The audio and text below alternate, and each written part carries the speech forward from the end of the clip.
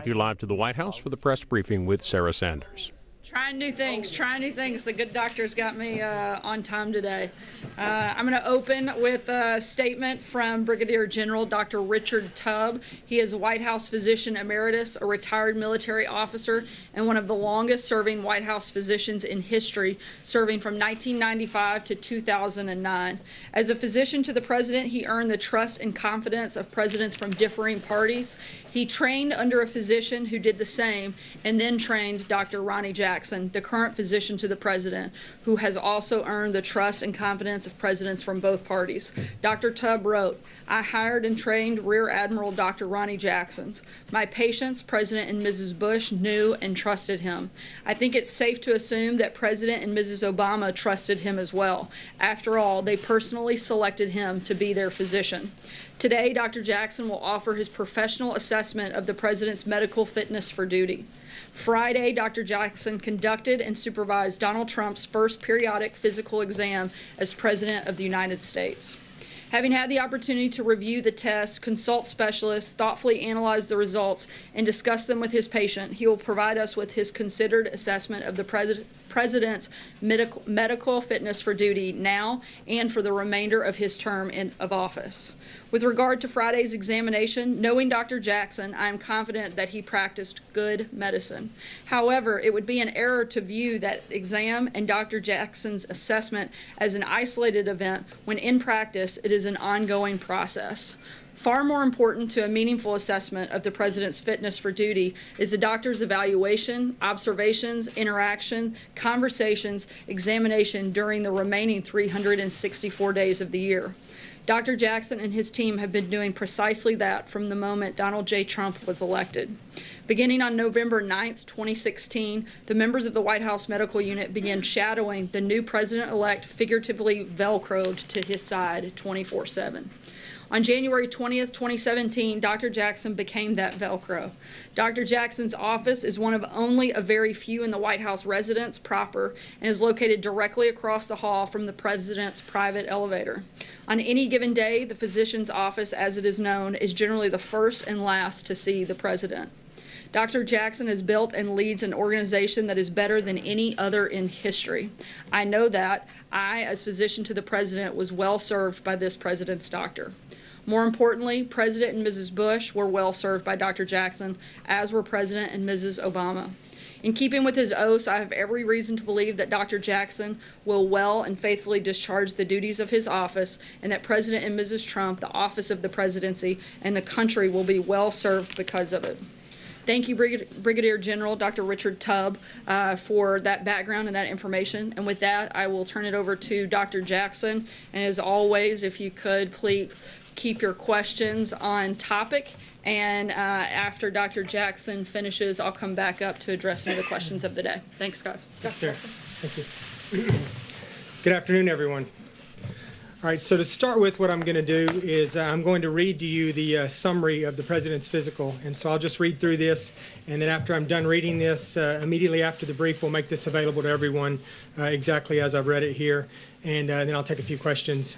So start with, President Donald J. Trump has completed his first periodic physical examination as President of the United States. I performed and supervised the examination with appropriate specialty consultations and diagnostic testing. The exam was conducted January 12, 2018 at the Walter Reed National Military Medical Center. The purpose of the exam was to provide the public with an update of the President's current health status and to ensure the President continues to enjoy all the benefits of good health. This examination focused on evidence-based health screening and disease prevention. With President Trump's consent, I released the following health information. Vitals as follows. Age 71 years and 7 months at the time of the exam.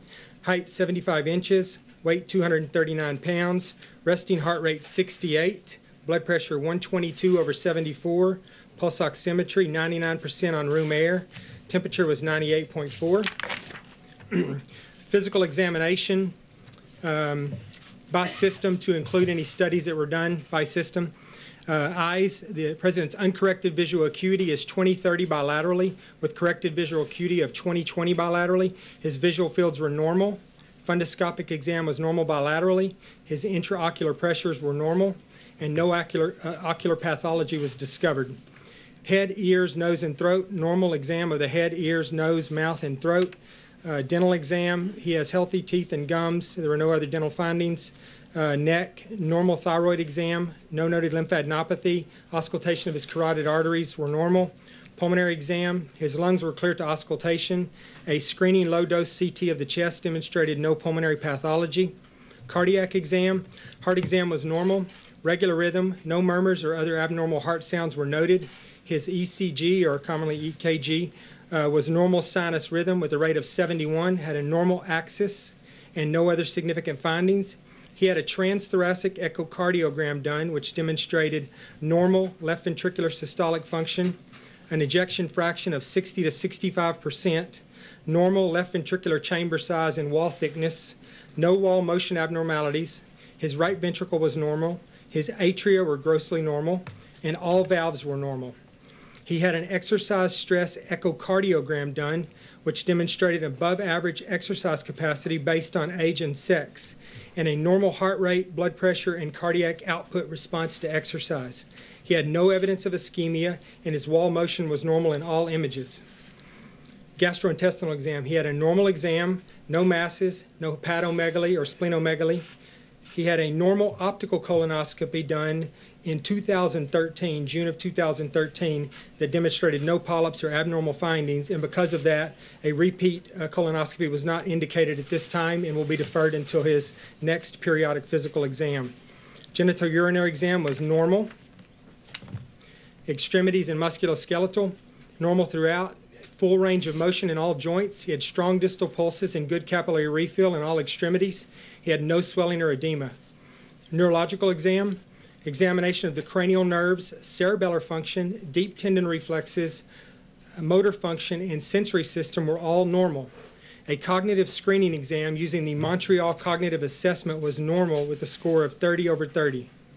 Dermatologic exam, normal, no evidence of melanoma, basal cell carcinoma, squamous cell carcinoma, or any other significant dermatologic diseases. I'm going to very briefly go over some of the labs here that I feel are most important, that most providers would be interested in, and then you can look at the details when I put out the written. But laboratory results summarized. A lipid panel, he had a total cholesterol of 223, triglycerides of 129, HDL of 67, an LDL cholesterol of 143, and his total cholesterol to HDL ratio is 3.3. His complete blood count, to include his white blood cell count, his hemoglobin, hematocrit, and platelet count were all normal, and the values are on the written copy you'll get. His extended metabolic panel as follows. His fasting blood glucose was 89. His BUN was 19. His creatinine was 0.98, indicators of his renal function. His liver enzymes, his ALT was 27. His AST was 19, normal. His hemoglobin A1C was 5%. His vitamin D was 20. His PSA was 0.12. And his thyroid screen with a TSH was 1.76. He had a urinalysis done that was clear and had no evidence of protein, ketones, glucose, or blood. His past medical history includes hypercholesterolemia and rosacea. His past surgical history, he had an appendectomy at age 11. His social history, he has no past or present use of alcohol, no past or present use of tobacco. His medications, as follows. He takes Crestor, 10 milligrams daily to lower his cholesterol. He takes aspirin, 81 milligrams daily for cardiac health. He takes Propecia, 1 milligram daily for prevention of male pattern hair loss. He takes Cilantro cream as needed for rosacea. And he takes a multivitamin each day for health maintenance. Immunizations, the President, during his physical exam, had a Prevnar 13 immunization to prevent pneumococcal pneumonia, and he had number 2 dose of his Twinrix to prevent hepatitis A and B. His routine vaccinations, to include his seasonal influenza, are all up to date, and all indicated travel vaccinations are up to date. In summary, the President's overall health is excellent. His cardiac performance during his physical exam was very good. He continues to enjoy the significant long-term cardiac and overall health benefits that come from a lifetime of abstinence from tobacco and alcohol. We discussed diet, exercise, and weight loss. He would benefit from a diet that is lower in fat and carbohydrates and from a routine exercise regimen. He has a history of elevated cholesterol and is currently on a low dose of Crestor. In order to further reduce his cholesterol level and further decrease his cardiac risk, we will increase the dose of this particular medication. The President is currently up to date on all recommended preventive medicine and screening tests and exams. All clinical data indicates that the President is currently very healthy and that he will remain so for the duration of his presidency. Okay, with that, I'll take some questions. Before we get started, let me just make one comment. I'd just like to point out for all of you here in this room, many of you which know me, if something should happen to you over the next few months and you should fall ill at some point, that most likely I will be the one called to come and take care of you. So when you ask your questions, please keep that in mind. Yes, sir. Dr. Jackson, how much weight have you suggested the President lose? And he has not exactly been enthusiastic about exercising. The President kind of believes that we all have a finite battery. Why waste it on exercising when you can put it toward other pursuits? So what did you counsel him about that? Right, that's right. So, I think the President, he and I talked, and he would like to lose over the next, I think a reasonable goal over the next year or so is to lose 10 to 15 pounds. We talked about diet and exercise a lot. He's more enthusiastic about the diet part than the exercise part, but we're going to do both. He and I will work together over the next year to incorporate a good plan so that we can meet those goals. Thank you, Dr. Jackson. Yes. Thank you. Two questions for you. Number one, there have been some questions as part of your exam. I'm wondering if you talked to the President about this, about the President's mental fitness. He has pushed back on that, calling himself a staple genius. Can you assess the President's mental fitness for office? Absolutely. So many of you may have picked up on the fact that we did do a cognitive assessment as part of the exam. And initially, I had no intention of including a cognitive assessment in this exam because, to be honest with you, per all the guidelines that are out there, it's not indicated at this time. A lot of the guidelines would suggest that you do cognitive screening questions, and that if you have a positive or concerning answer in the screening questions, that then you engage with a cognitive screening tool. So I had no intentions whatsoever of doing that, like I said, because I didn't feel it was clinically indicated. And part of the reason I didn't think it was clinically indicated is because I've spent almost every day in the President's presence since January 2000, or last year, when he got into office. And I've seen him every day. I see him 1, 2, sometimes 3 times a day because of the location of my office. We have conversations about many things. Most don't revolve around medical issues at all. But I've got to know him pretty well. And I had absolutely no concerns about his cognitive ability or his neurological function. So I was not going to do a cognitive exam. I had no intention of doing one. The reason that we did the cognitive assessment is plain and simple because the President asked me to do it. He came to me and he said, is there something we can do, a test or some type of screen that we can do to assess my, my cognitive ability? And so I looked into it. And once again, and my initial question was that I didn't think it was indicated and I didn't think we should do it. After looking at some of the guidelines, there are a few guidelines out there that lean in the direction of potentially doing it. The Medicare guidelines and some of the NIH, National Institute of Aging, they've indicated that it might be a good thing to start doing for most patients in the future. With that in mind, I went through and I looked at a variety of the cognitive assessments that were available. Most of them were very simple, very short, and I think that's the goal actually for primary care providers in doing this, is to keep it simple, keep it short. We picked one of the ones that was a little bit more involved. It was longer. It was the more difficult one of all of them. It took significantly longer to complete, but the President did exceedingly well on it. So that was not driven at all by any clinical concerns I have. It was driven by the President's wishes, and he did well on it. So to follow up, the President's personal doctor memorably said during the campaign that he would be the healthiest individual ever elected to the presidency. Do you agree with that assessment? I'm not going to comment on that. My job is to basically give you my assessment of President Trump today, and I'm not going to make any comparisons with presidents over the last 200 years or anything. Dr. Jackson. Yes. There was an incident recently where the president appeared to slur his words while giving an address. Did you look into what the cause of that might have been at all? I did. Yeah, we talked about that, and actually one of my ENT consultants was involved in that. We evaluated him. We checked everything out, and everything was normal. We even went so far as to do an ultrasound of his parotid glands and a few other things, and there was absolutely no clinical findings that would suggest. I think the reason for that was, quite honestly, me being up here right now, I think I need a drink of water. I think that I had given the president some medication, specifically some Sudafed over the days previous, and I think that I had inadvertently kind of dried up his secretions a little bit more than I intended to, and I think that led to, that precipitated it. Some people have suggested that could be related to dentures. Does the president wear dentures? He You mentioned does the not. dental exam. The president has no partial or dentures of any kind. Dr. Jackson? Yes. I'd like to ask you two questions. One is Sure. about the ejection fracture. Right.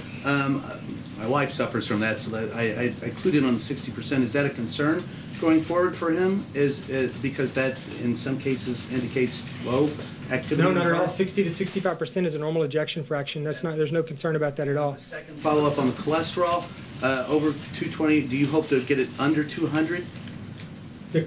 Well, we're not focusing on the total cholesterol as much as we are the LDL. We'd like to get the LDL down below 120, so that's what we'll be shooting for. And is in any way with the low, I understand that the blood pressure was within norms, but with the high cholesterol, are there any concerns for his heart health? No, not at all. I mean, I think that the one good thing that, there were many good things that came from his exam. I think he had great findings across the board, but the one that stands out more than anything to me is his cardiac health. His cardiac health is excellent. And so I think that, with all the other things in place, he doesn't have really a family history of premature cardiac disease. He doesn't smoke. He doesn't have diabetes. A lot of the traditional risk factors he doesn't have. So I think that those things in combination with the excellent cardiac results that we got from the exercise stress test, I think are very reassuring. Dr. Jackson, thank you. Could you just elaborate in layman's terms, if possible, and you've been doing a great job at that, what you ruled out in these cognitive tests? There have been reports that the president has forgotten names, that Right. he's repeating himself. Are you Yeah. ruling out things like early onset Alzheimer's? Are you looking at dementia-like symptoms?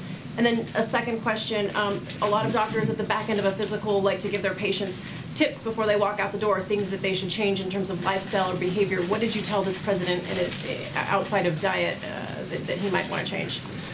Yeah, so I think that cognitive test, it's well respected. It's a test that's used, throughout the United States. Lots and lots of institutions use that test. It's the one that they use at Walter Reed for patients that they feel like they need to do cognitive screens on. So it's a universally accepted test, and like I said, it's a little bit more extensive than some of the shorter ones that are in some of the guidelines. But yeah, it screens for all those things. It screens for any type of cognitive issues, Alzheimer's and all those other things. And so, the fact that the president got 30 out of 30 on that exam, I think that there's no indication whatsoever that he has any cognitive issues. And on a day-to-day basis, like I said before, it's been in my experience that the president, he's very sharp, and he's very articulate when he speaks to me, and I've never known him to repeat himself, around me. He says what he's got to say, and he speaks his mind, and I've found no reason whatsoever to think that the president has. Yeah, I've found no reason whatsoever to think that the president has any issues whatsoever with this thought process. So. In the tips part, what did you recommend he make any changes, lifestyle, behavioral? Well, no, not really. I mean, I think that the main thing that we focused on with regards to lifestyle changes are diet and exercise. And if we get diet and exercise right, then weight loss will come. So those are the things that we focused on. And I think that there wasn't a lot to go on here, as far as making him healthier in the year coming. Other than incorporating an exercise routine, working on his diet, and having him lose some exercise. Those things will make him much healthier next year than he is now, although his health is excellent right now. Dr. Gupta, do you want to answer one, or do you just want to ask? He ordered some pretty intensive tests, including a CT scan of his chest and a transesophageal echocardiogram. No, it was a transthoracic. Transthoracic. Yes. Did he need to be sedated at all, or was there something you were worried about specifically in getting the CT scan? No, not at all. We got the CT scan just because we were debating. I didn't have any background information on him at all from a pulmonary standpoint. I didn't have old chest X-rays to look at or anything like that. So I was going to initially just get a chest X-ray and be done with it at that, but it's so easy nowadays to just whip in, and it just takes a few, a minute or two, about as much time to get a CAT scan in the way we did as it does to get a chest X-ray, and it gives you a lot more information about other structures in the chest. So it just made more sense to get the CT done. With regards to the echocardiogram, one of the reasons that I did that was because I wanted to prescribe a exercise program for the president, and so I think that it makes sense to get a good cardiac assessment in a controlled environment like the hospital before you prescribe an exercise program to a patient. So that was my thinking there. And he does have heart disease, is that what you said? He does not have heart disease. No. He had a CT scan before that showed calcium in his coronary blood vessel. He does. He did. He had a I think so. Technically, he has non-clinical atherosclerotic coronary atherosclerosis, and so that's been mentioned in previous physical exams he's had done. He had a coronary calcium score done in 2009 that was 34. He had a coronary calcium score done in 2013 that was 98. And then we did get a calcium score from this one. I didn't mention it because I think it was clinically good information. It wasn't, but it was 133. So I had a long conversation with the cardiologist, not only the cardiologist at Walter Reed, but the cardiologist at Cleveland Clinic and several other well-known institutions. And everyone saw that as reassuring that he's gone this period of time and he's had that much or that little of a change in his coronary calcium load. So I think overall his coronary calcium score is very reassuring and goes along with the rest of his cardiac workup. Dr. Jackson, if I might ask a question that follows on the philosophy of the fitness of the president. Yes. The 25th Amendment, a lot of people in the country have been talking about it. It basically contemplates that a group of Senate-confirmed laymen will weigh in on whether the president's able to discharge the duties of the office. You, as the president's physician, have certainly given this some thought over the years that you've been in your role. On what basis would you, and this is just a philosophical question, advise the cabinet that the president is unable to discharge his duties? How does that bar get met? Well, I mean, Section 4 of that amendment doesn't really, give me a specific duty or role in there. Like you said, it falls upon the cabinet and the members of Congress and all. I think I'm just like any other member of the administration who sees him and talks to him on a regular basis. If I were to see something that was very concerning and I had concerns about his cognitive ability, or something to that extent that that I would bring that up to the proper people in the chain of command, maybe starting off with the chief of staff or something. And I think that's what everyone else in the administration would do. So I don't think my role as a physician would be much different than any other member of the president's administration if they thought something like that were going on. I just think that once that happened, if it were someone else in the administration, I would immediately be brought into it to make a clinical assessment and see if I agreed with with that assessment. But I think at this particular point, based on my exam, and the cognitive testing that we did, and just my day-to-day interactions with the president, the president is mentally very, very, very sharp, very intact. And do you believe he is fit for duty? Absolutely, he's fit for duty. I think he will remain fit for duty for the remainder of this term, and even for the remainder of another term if he's elected. Dr. Jackson, you talked a bit about President Trump and your kind of daily dealings with him. Hang on, let me.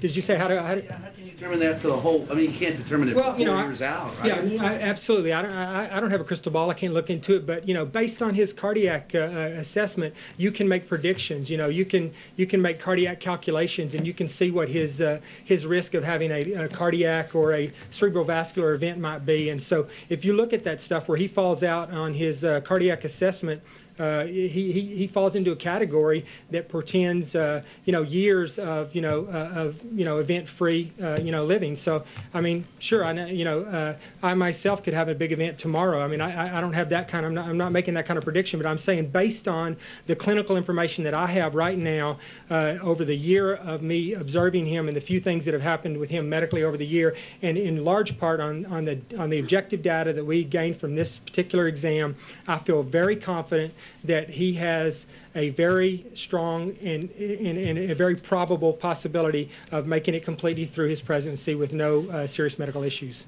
Dr. Jackson. Yes, I'm sorry. So you talked about dealing with President Trump on a daily basis. Can you talk a bit about him as a patient, like what type of patient he is? Does he take all of your advice? And you also talked about since you were dealing with him on a daily basis, has he had any ongoing ailments or anything like that? You talked about giving him Sudafed. Sometimes it sounds like he has the sniffles when he's talking. Like, does he have any allergies or anything like that? He doesn't. I mean, on occasion he suffers from the same, viral, upper respiratory stuff that you and I do, and he gets congestion and things of that nature.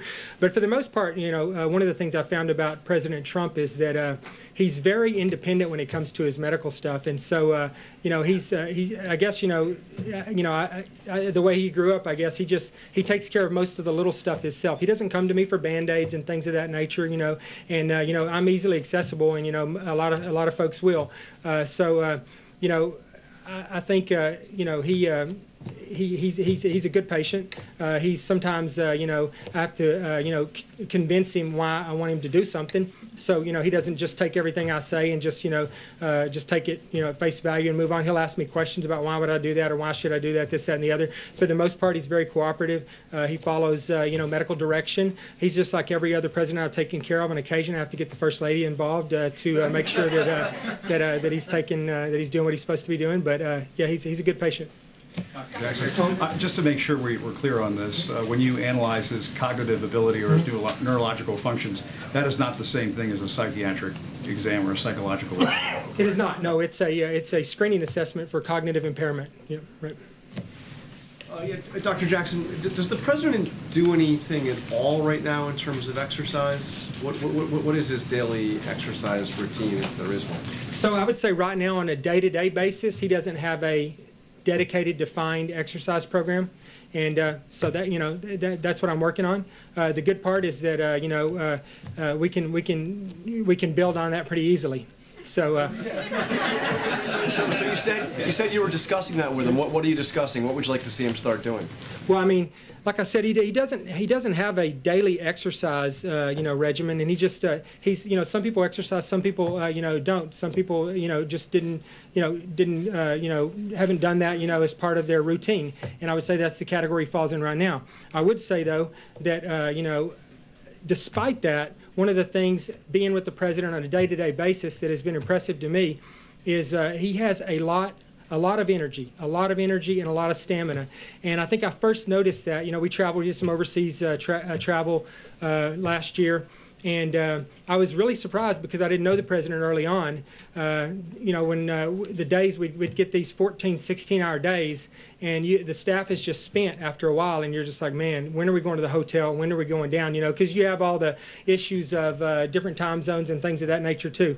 And I'll tell you, out of everybody there, the president had more stamina and more energy than just about anybody there. And he was the one that was always like, we're not going to skip this event. We're not going to skip this. We're going to do this. We're going to do that, and stuck to the schedule despite the urging of some of us to let's just forget the rest of the day. And can you explain to me how a guy who eats McDonald's and Kentucky Fried Chicken and all those Diet Cokes and who never exercises is in as good a shape as you say he's in?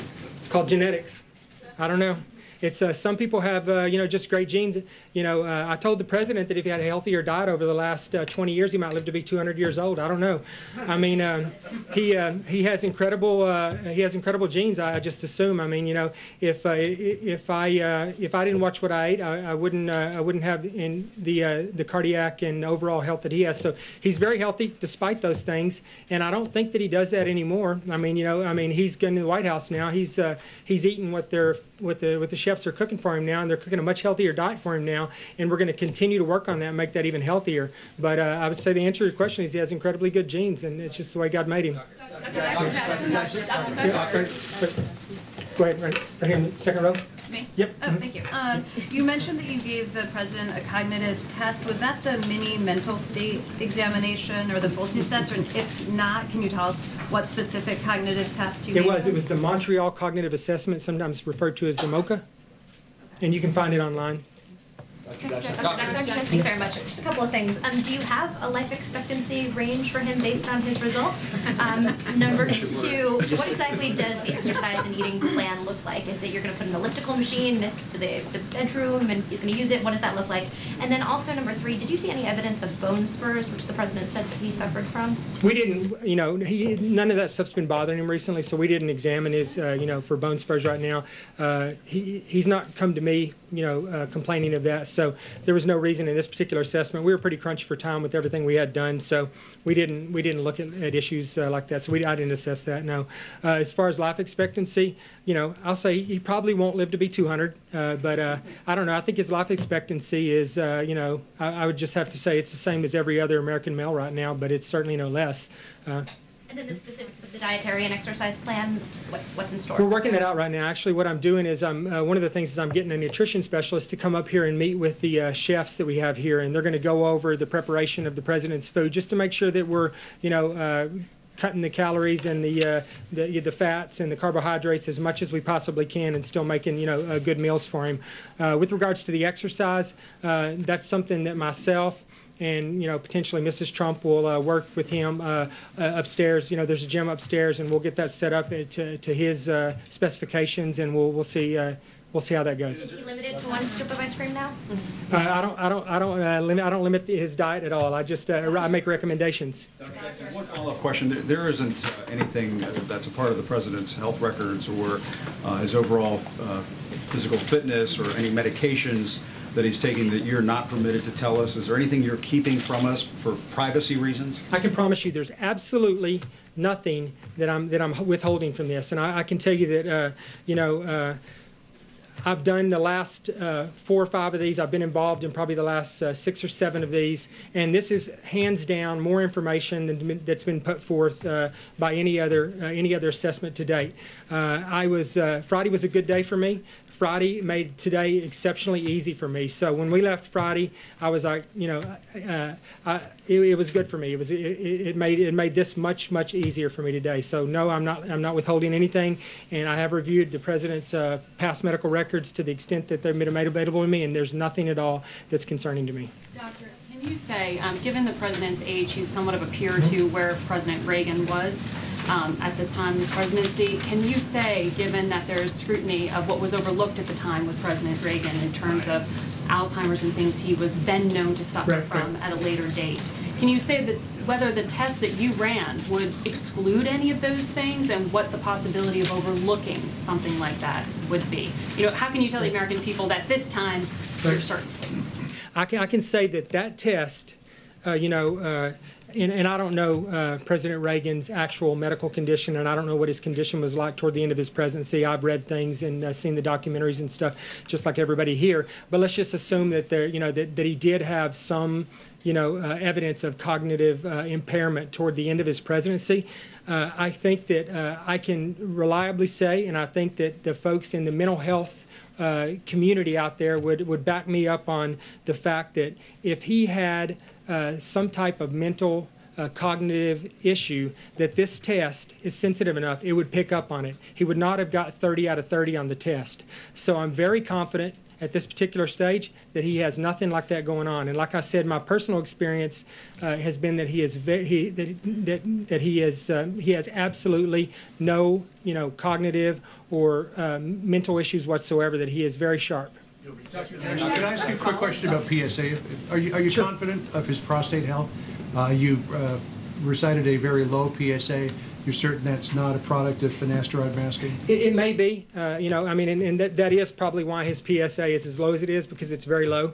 But we have no indication whatsoever on prostate exam, and based on his previous PSAs, that he has any prostate issue going on. I mean, a lot of people would recommend that you don't even do a PSA anymore. I did one because we had a long history of PSAs on previous exams when I reviewed his past medical record, and so I thought it made sense to go ahead and do one. And had I seen a large bump in his PSA or something, then that would have been concerning, but I didn't. So we're not going down that path. A waist measurement for the president. His weight, I think he said 239, right? I think that's just shy of obesity, right? Is, yeah. So you're confident of that number, and did you do any measurements? We don't do any measurements. We do height and weight, and then you can put them in the BMI calculator, and but we've never done measurements. Just there's not a lot. There's not a lot of point in it at this point. I mean, the president's acknowledged that he'd be healthier if he lost a few pounds, and that's what we're going to try to do. So, doing measurements, and getting some other, form of calculation wouldn't have really changed anything clinically for us. His age, will you continue cognitive testing in the future? Because of his age, in continuing his physicals in the future, will you also continue the cognitive testing? That's going to be totally up to the president because, like I said before, I didn't feel it was clinically indicated on this round. So I will continue to monitor the president over the next year. I'll talk to him on a regular basis. I'll visit with him every opportunity. I'll spend lots and lots of time with him over the next year. And if I have any indication that we need to do it, or if I come up with anything on any of his exams that clinically indicates we should do that, then yes, I will recommend doing that. Short of that, if the president wants to get one done next year, then we'll do another one next year. Dr. Jackson, it's recommended that most baby boomers get screened for hepatitis C. Did you do a hep C test, or has he had one previously? He has had a hep C test remotely. I did find that in his past medical record, but I did not do one this time. So. Dr. Thiggy, you talked a little bit about his diet here at the White House. Can you flesh that out a little bit? What specifically is he eating? Is he eating lots of chicken and fishes and white meat? And also, does he take any sleep aids? So, the president, first off, I have to admit to you, that I see what he eats on the plane some, and that he eats the same food that we eat on the plane, which is usually fairly healthy meals, minus the desserts that we get. But I have not been as actively involved in his diet as I will be in the year to come, so I don't have a lot of information on that right now. But he's asked me to get the nutritionist involved, which basically has given me permission to become involved in that, and I will. So I'll have more information on that, next year. And then what was the other question? Sleep aids. The president does take some Ambien on occasion, like we all do on overseas travel. So when we travel from one, time zone to another time zone on the other side of the planet, I recommend that everyone on the plane take a sleep aid at certain times so that we can try our best to get on the schedule of our destination. So he has on those occasions done that. White House. Here at the White House. When he travels? Or? No, not. There's only during travel. How much sleep does he get on average?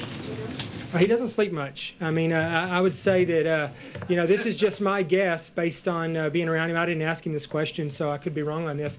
But I would say he sleeps 4 to 5 hours a night, I think he's probably been that way his whole life. That's probably one of the reasons why he's been successful. I don't know, because me personally, I need a lot more sleep than that. But he's just one of those people, I think, that just does not require a lot of sleep. Can you say whether your prediction of good health and no serious events for years to come still holds if the president does not make changes to his diet and start to exercise? Is that still your professional medical opinion? And then also, can you just tell us how long the examination was, sort of start to finish, and how many people were involved?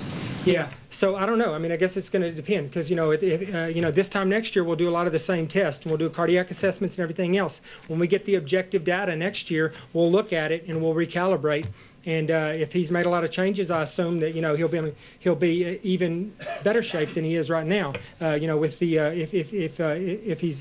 if he's eaten better, and he's lost a few pounds. But even if he hasn't, I won't make that assessment without doing a lot of the objective testing that we just did this time.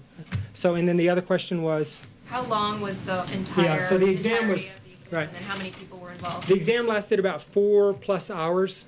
So I think we were there, about 4 hours, I think. And I had a total of, I believe, 12 consultants involved in it. I don't execute these physicals in a vacuum.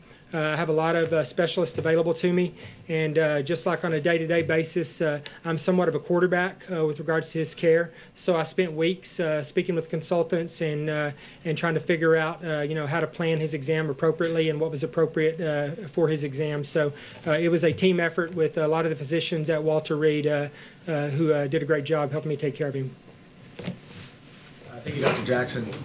Was there anything that the president or anyone else specifically said for you not to mention today? Absolutely not. As a matter of fact, there's a lot of things here. I was like, "Are you okay with me mentioning this?" He's like, "Absolutely, I don't care." Go ahead. Just follow up on that. Some of the president's friends have told reporters in the past that they think he's a germaphobe, that he washes his hands obsessively and is concerned about that. Have you seen any indication of that type of behavior being around the president? No, I mean, he washes his hands frequently. He uses, Purell, and as many hands as he shakes in a day, he'd be a fool not to. So I think, the more he can wash his hands and use Purell, I'm encouraging that. So I'm never going to say that's anything that he shouldn't be doing. So I would like for him to continue to be a bit of a germaphobe and make my job a little bit easier along the way. Other OCD behaviors? Any other OCD behaviors along those lines? How would you characterize the president's health to an average 71-year-old American male? I'd say, based on his cardiac assessment, hands down, there's no question that he is in the excellent range from a cardiac standpoint. And that's not me speaking; that's objective data. You know, you can look at the data that was collected, and he will definitely fall into that category. Dr. Gupta? Is that just cardiac, or is it everything? Well, it's cardiac, and I mean, you know, look at his vision. I mean, he's, he's 71 years old, and his bilateral uncorrected vision is 20/30. I mean, he can drive if he wants to without glasses, and a lot of people his age can't do that. So I think, if you look at, a lot of things across the board, he's very healthy. So that's why, I put out in the statement, that the president's health is excellent, because his overall health is excellent. Are there a few things he could do to make himself a little healthier with the diet and exercise? Absolutely. And he's tracking that, I'm tracking that, and we're working on that. But overall, he has very, very good health, excellent health. Dr. Gupta. Just to be clear, though, Dr. Jackson, he is taking cholesterol-lowering medication. He has evidence of heart disease, and he's borderline obese. Can you characterize that as excellent health? I mean, I think based on his current cardiac, study, I mean, his heart is very healthy. Those are all things that we're looking at with regards. Well, you're a neurosurgeon with, there's stroke issues there too, but we're focusing on his cardiac, health, and as an indicator of what the rest of his, vascular health might be like. He has no evidence of peripheral vascular disease. His heart exam, like I said, I think was in the excellent category for his age and sex. So I think that despite that you've mentioned, I think that we're doing a decent job with his cholesterol. I would say that the dose of his cholesterol medicine is very low. He takes a very low dose of his cholesterol medicine right now, so we have a lot of room to increase that. Most cardiologists would put a patient on a larger dose of cholesterol medicine than that to start with, so we're going to up that, and I suspect that when we do that, his cholesterol, his LDL will fall even more. And then, like I said, if we do the diet and exercise, I mean, I just don't think that, that he's got much room to do anything else. And then, like I said, if we do the diet and exercise, I mean, I just don't think that, that he's got much room to do anything else. Concerns? Excuse me? You just said there were stroke concerns as well? No, I was talking to Dr. Gupta, saying that, it's not just the heart, that he's asking questions about. I understand that he's asking questions about vascular health, including heart disease and stroke and stuff. So I'm saying that we're looking at that. We're looking at his vascular, health overall, and it looks very good right now. What about potential diabetic changes as a result of his weight? He has no, I yeah, know his blood right. sugar's real good, but what about potential because of the weight as he gets older? I mean, yeah, sure. I mean, that's always a possibility. We'll monitor that. But right now, his hemoglobin A1C was normal, and his fasting blood glucose was normal. So right now, he has no evidence of diabetes at all. So we'll continue, to be a routine thing that we do every year with fasting blood glucose and hemoglobin A1C. If that becomes a problem, we'll address it. Did you test his hearing? I did not test his hearing. I will test his hearing. The only reason I didn't test his hearing was because I didn't have enough time to do it in this particular exam. We had the exam pretty packed, and we had to make some conscious decisions about what we did and didn't want to do. And hearing seemed low on the priority list right now, and it's something I can do at any given point. So we will do that. Though I will get a baseline hearing test on him, just because I generally do that.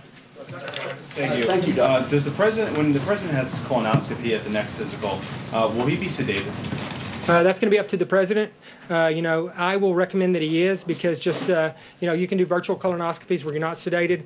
I've had patients do both. I'm a big fan of the optical colonoscopy. I just like, so I will recommend if he does it next year that he be sedated and he do an optical colonoscopy. When that happens, are you part of the decision-making process on handing over power to the vice president or whoever while he's sedated? I'll be making recommendations on that with the chief of staff and National Security Council and everybody else. I won't make that decision, but I will be a part of that discussion. Dr. Jackson, thank you. You say that the president was the one who requested the cognitive test, that it wasn't necessarily needed for someone of his age. Did he tell you why he wanted it done? There's been a lot of speculation out there about his cognitive state. Was he upset with some of that talk? What were the discussions that you had from when he told you this is why I want to do it? Why did he say he wanted to do it? I don't think he wasn't upset with it, but that did drive part of the process. I think this has been the narrative for a while, and I think he saw doing the physical as an opportunity to put some of that to rest. And I think that he wasn't obviously the least bit concerned that he had anything to hide, and so he actively asked me to include that in it, so we did. So that I think. Was there any one incident that kind of made him, say, hey, this is something I want to do, or just a collection of voices, of criticisms or guesses? Not that I'm aware of. I mean, he didn't mention any one particular incident to me. And the reason it came up is I was going over his physical exam with him, discussing all the other things that we're going to do, and I was giving him a rundown of what we were going to do on that day. And he asked me at that point, could I include this in the assessment? And so it wasn't driven by anything that had just happened or anything he just heard or seen. Like outside criticisms, there was no. I have no idea. He didn't discuss any of that stuff with me. He just asked me. He said, "Hey, can we do this?" And so we did. Yep. On the president's stress level, in your conversations, in your examinations, did he express any change in how stressful this job or lack of stress that he has experienced as a result of becoming president? No. I talk to him sometimes about stress. Just because I think it's my job as his physician to bring that up on occasion, as I do with many other members of the administration. I've never seen the president, stressed out about too much. I think the one thing that I've noticed about him that I think is unique, and I think and this is just my personal opinion, this has nothing to do with my medical assessment, but I think that one of the things he has that's unique that I think is probably, I would just assume has led to some of his success over the years, he has a very unique ability to just get up in the morning and reset. And I've seen it before where, things are going on, and I think, a lot of people around him and and myself, if I were in that situation, I would get up in the next morning and the next day would build on the day before, and I would start getting more and more stressed. He has a unique ability to somewhat to push the reset button, and he gets up and he just starts a new day. And I think that overall that has helped him, with his stress level and with his, and made him healthier from a stress standpoint. And if I can follow up on the questions of a few of my colleagues regarding an exercise routine for the president. You said you've had these conversations with him. Could you take us through some specific exercises that you and the president are considering as you look at this routine? No, I mean, I think there's a variety of ways to do this. You can do stationary bike, you can do an elliptical, you can do treadmill. I want to do something that's low impact. I don't want to do something that's going to cause the president to have, joint issues and things of that nature. So what I'll do is I'll look at, how we can do something aerobically and how we can do it with minimum impact on his joints, and then that's what I'll approach him with as the best option. Does he watch too much TV? I don't. From a sedentary lifestyle sort of perspective, should he cut back on that? I'm not going to comment on that. I mean, I might comment on that if that were my 5-year-old. I might tell you they watch too much TV, but I'm not going to. The president, he can watch as much TV as he wants. And I don't know how much TV he watches, so I'm not going to. That's something I just can't comment on. So you know why I'm asking, because of the seated sort of aspect of television watching versus the active lifestyle part of it. I mean, I don't know. I don't know if he, what he's doing when he's watching TV most of the time. I mean, he might be, in the office. He might be seated. I just don't know. I mean, I think he spends probably as much time seated in a sedentary role as a lot of us do that have office jobs and, things of that nature. I don't think that the TV, watching TV really contributes to that much, in my opinion. You examined him and performed a cognitive assessment. Right. What is your take of all the doctors and clinicians all across the country who have said that in this president they see symptoms of this, that, and the other? Symptoms in what way? Well, symptoms of dementia, symptoms of... I would say that, the American Psychiatric Association has said so too. I think that, the people shouldn't be making those kinds of assessments about the president unless they've had the opportunity to get to know him and examine him. And, in my opinion, that's just tabloid psychiatry, and I just don't, I'm not going to address it or fall into, to responding to those kinds of questions or accusations. How would you describe his diet before he became president? A lot's been said about too much McDonald's, too many burgers. Do you think it was problematic? To be honest with you, I have no idea. I just have the same information you have. I didn't know the president before January 20th, so I never saw him eat a meal before January 20th. So I have no information on that. Thank you. You said you're not sure how much sleep he gets a night, but you assume it's between 4 to 5 hours. Does that concern you? Would you recommend him to try to get more sleep?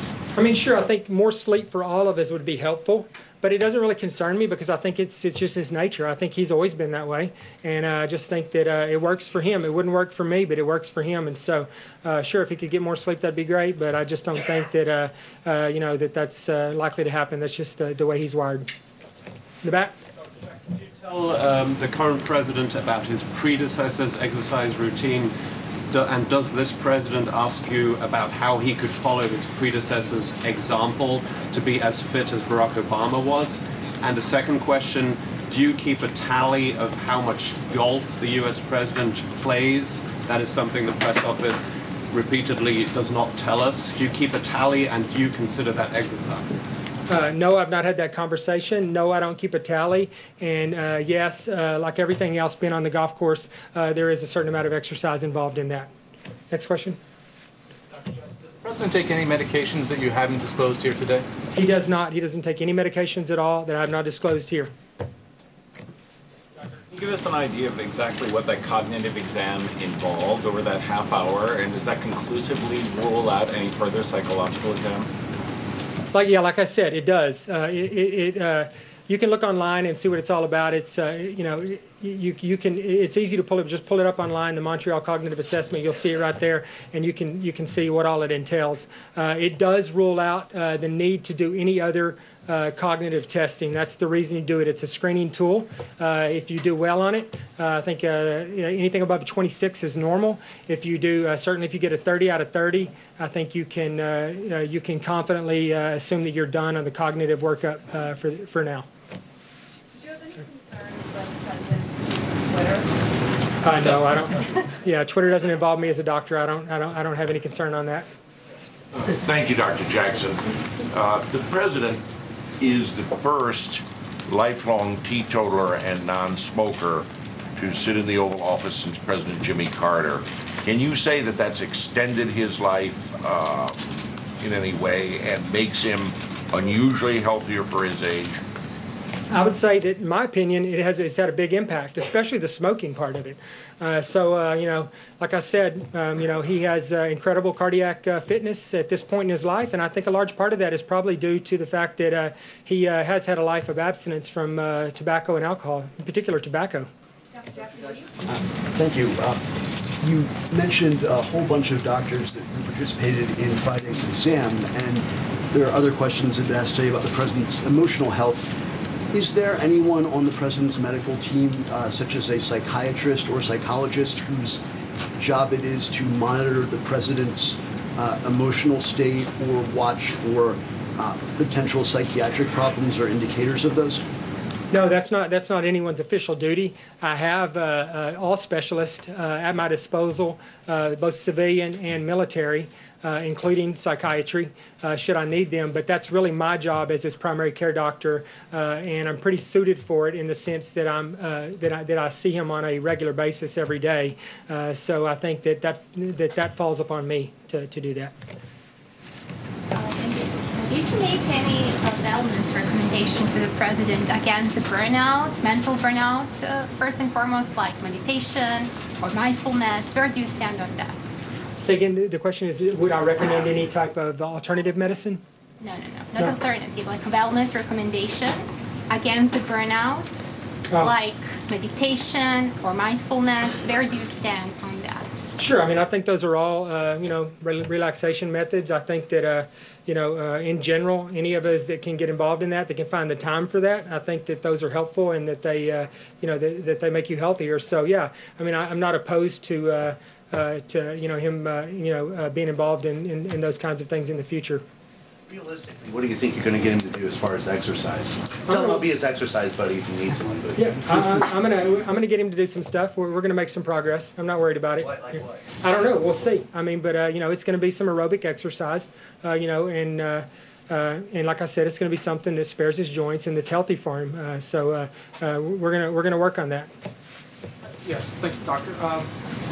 Will your office be working with the White House chef at all, who you mentioned before, in terms of formulating what kind of diet he's going to eat? Am I working with him?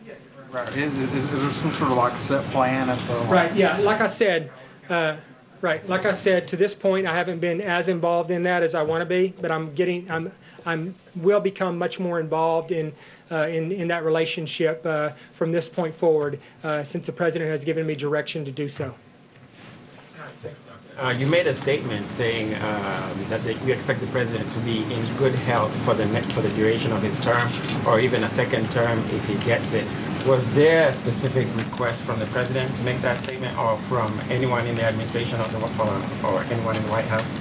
No, absolutely not. I think someone asked a question regarding fitness for duty, and it's a natural extension of the fitness for duty assessment, now and for the remainder of his presidency. And so I just followed that up with, 1 term or 2 terms, So, no one had prompted me or prepped me to ask any or to answer in any such way. Doctor, you've been answering questions here for more than 50 minutes by my tape, which I think is really extraordinary. Is that an indication of the president's desire to put all these rumors and questions to rest once and for all? Absolutely. I think the president encouraged me to come out, and he specifically told me, he said, I want you to get out there, and I want you to talk to them, and I want you to answer every single question they have. He called Sarah, and he told Sarah, I do not want you pulling him off that stage. You leave him up there until he's ready to come off. And so, I think that 2 reasons. 1 is because the president wants me up here, and 2, because as of Friday, I was pretty excited about getting up here and talking about his health, because Friday was a good day, and it gave me a lot of it made me enthusiastic about being up here today. So that's really where we're going. Will you commit to doing this next year? Absolutely, yeah. Dr. Jack, just one more question about the Montreal exam and other sort of mini mental status exams. They're pretty good, but they're not really sensitive if someone's already high functioning.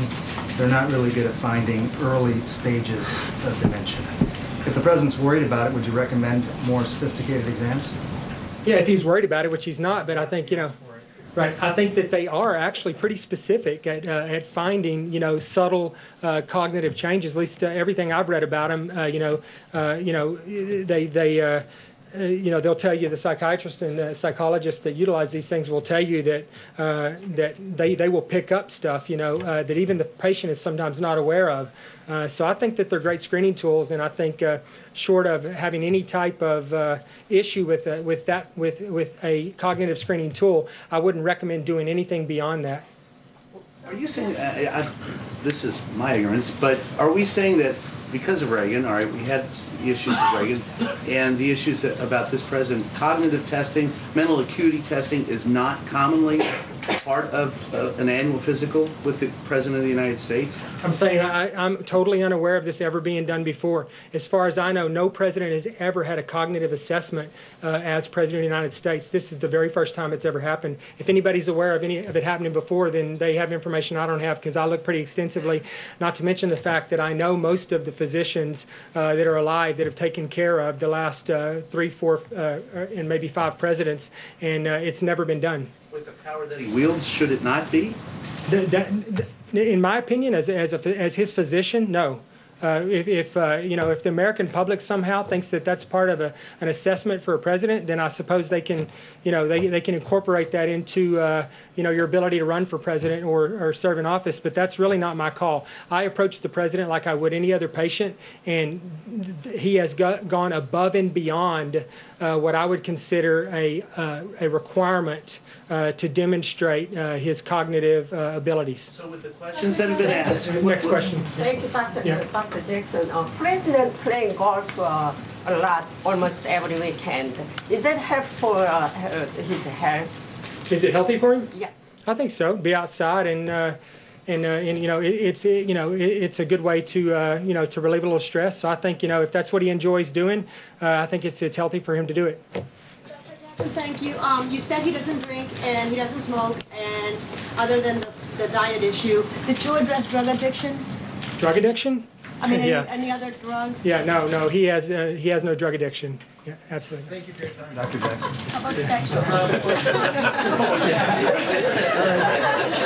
Okay, Sarah's telling me to wrap it up, so I'm gonna take one more question, but from somebody else, because one more question. Here. Back there. Okay, yeah, thanks again. So could you give us a sense of how involved the first family is in this? The First Lady, his daughter, others, in encouraging him to step up on the exercise? Sure, yeah, they're involved in it. His daughter Ivanka and Mrs. Trump are both proponents of eating healthier and exercising. So they'll be partners of mine in working this out. So yeah, they're involved in it, absolutely. Sorry, I wasn't trying to be disrespectful. I was just trying to spread the wealth. Yeah, yeah. My question was, with all the questions that have been asked, right. Going back to that issue. Everyone has asked about mental acuity. Those questions have been in the public. And he told Sarah to tell you to stay up here until those questions are answered. Going forward, would you recommend that presidents undergo that type of testing? No, I don't think so, because like I said, I think that, I'm comfortable with the algorithms that are out there. Most of the algorithms out there start with personal observation and observation, of the physician, and the patient and, the family and the patient. And then they go to screening questions after that. And then after screening questions, they go to a screening assessment tool like the one we used. And then if that's abnormal in some way, then they go on to other types of more detailed cognitive testing. So I think there's a healthy algorithm in place, and I think that that in the future that should be a decision between the president and their physician. And I would have no problem in the future if someone comes in and takes my place and there's another president here, them following that particular algorithm. I'm comfortable with that algorithm. I think we followed that algorithm. I think had I followed that algorithm to a T, we would not even have done this test. We did this test specifically because the president added it to his physical exam. So that's it, guys. That's all the questions I've taken. Thank you for your time. I appreciate it. See you next year. Thank you very much.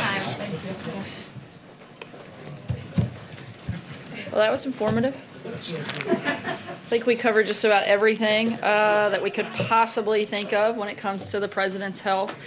Because it's late in the afternoon and we've been in the room for an hour, and I know you all have probably stories to write and things to file. We're going to keep this last little bit pretty short. I'll take a few questions, but we're going to keep today pretty short, but we'll go ahead and dive right in.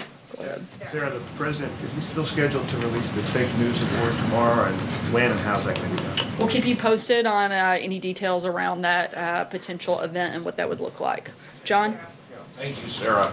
It was widely reported yesterday that in contrast to his past three predecessors, the president did not take any part in any memorials to Dr. Martin Luther King Jr. or appeared at any public functions on that. Any reason why? The president participated in an event on Friday to honor the life of service of Martin Luther King Jr. And we would like to continue to do projects and events throughout the year and not just have one day, but certainly wanted to recognize that here at the White House through the event on Friday, and will continue to be involved in efforts and opportunities moving forward over the course of the year and over the course of the president's term. Hallie. Sure. Senator Graham said today on the immigration discussions that he thought that the president was on track to come to a deal with him and Senator Durbin up to 2 hours before last week's Immigration Oval Office meeting on Thursday. He says something happened between 10 and 12. He says the president got bad advice from his staff members, potentially including Stephen Miller, potentially including John Kelly. What happened in those 2 hours? What changed? Is Stephen Miller running the show now? What's going on? Hardly.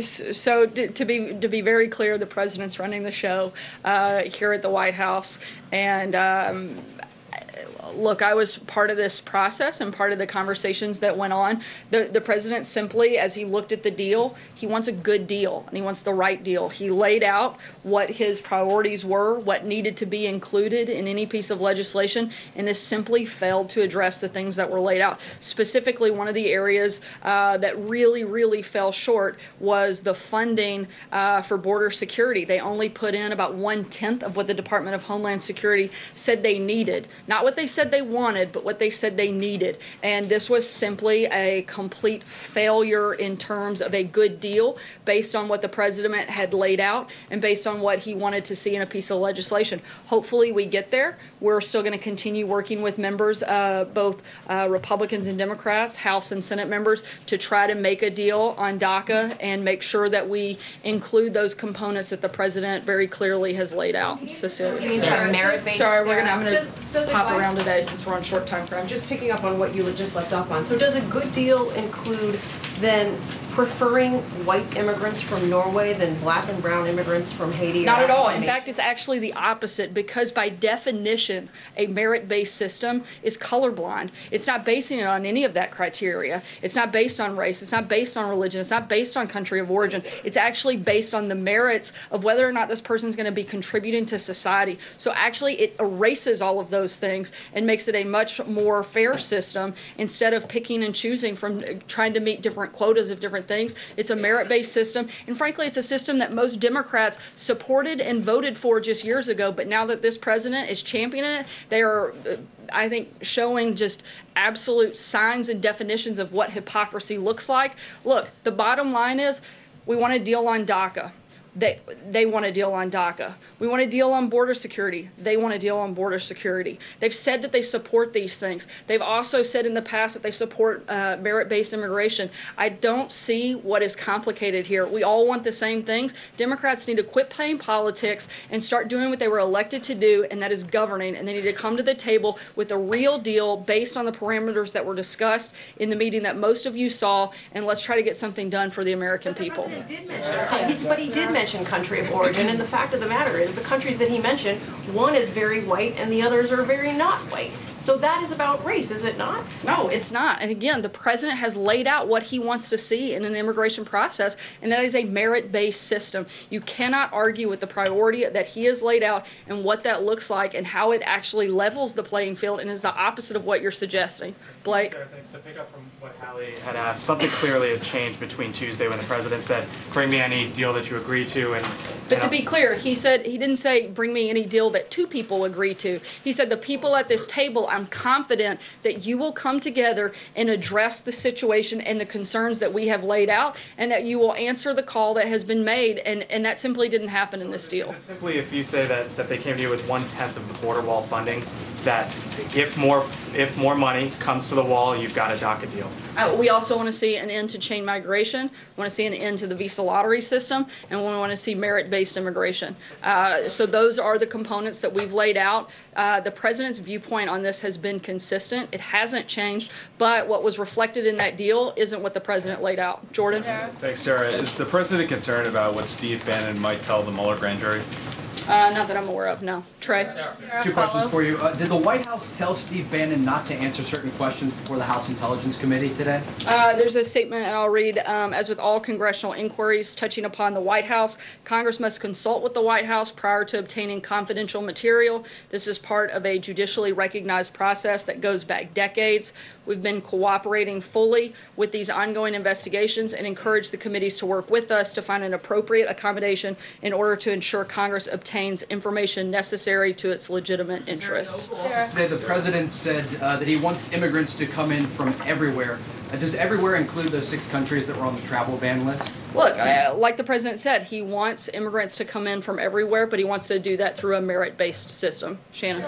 Does that merit-based system mean ending the TPS program, so the U.S. would no longer provide a safe haven to countries having a natural disaster or a civil unrest? I think that's a different part of the conversation. And I think one of the things to remind people of the TPS program, again, look at the name of the program. It's temporary. It's not meant to be permanent. We are looking to find permanent solutions. We're not just trying to put a Band-Aid on the situation. We want to actually fix the problem, and that's why simply doing one piece of this immigration reform isn't enough. It has to be responsible immigration reform, and that's what this administration is going to continue to push for. Can you explain, because I think this is still an open question, how did Senators Cotton and Perdue get here to the White House on Thursday? Who invited them? The president. Why? It doesn't seem like an open question to me.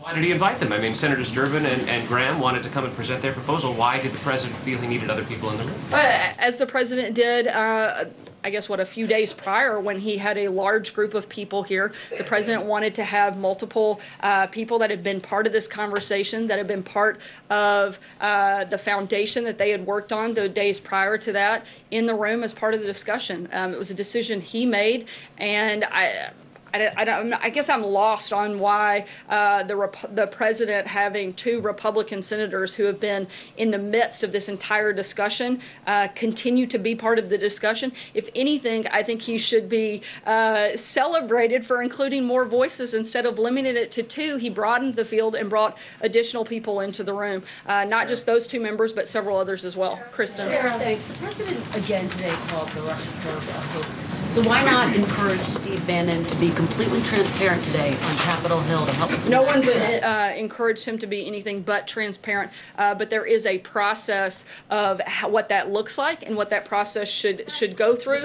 And not answering some questions, right?